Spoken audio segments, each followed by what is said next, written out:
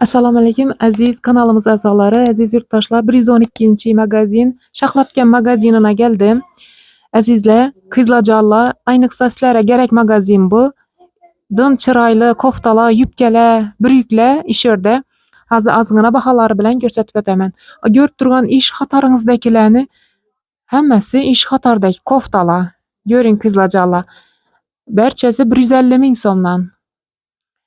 Ina shu ish qatordagi amerikanlar 80 ming so'mdan azizlar.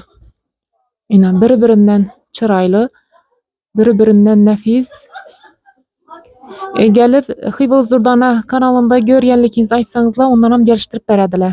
Shaxlabgan aytsangiz, eng yuqoridagilar vida 130 lik ham bor, 150 lik ham bor azizlar.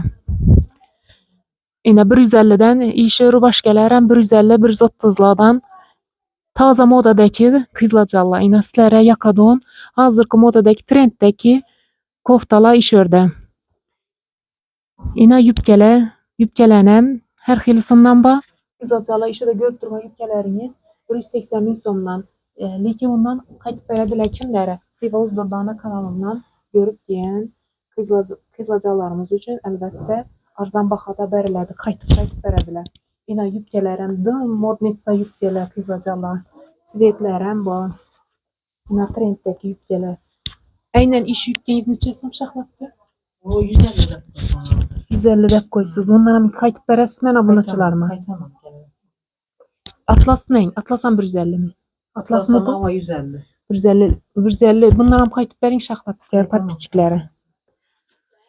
Ina sarafonlar bu o'quvchilarimiz uchun sarafonlar. Bular neden? Bunların 180'dan, 130'dan. 180, 130'dan. Qizlarjonlar bundan ham qaytib beradi Shaxlabga mana kelsangizlar. Ina beremennilar ina. Bular necha so'm jinsi? 300 ming so'm. Bo'ylari uzun, ajoyib, har xilisidan bor. Ina svetlarini 300 ming so'm deb qo'rqib o'tirmanglar. Shaxlabga sizlarga munam arzon etib beradi.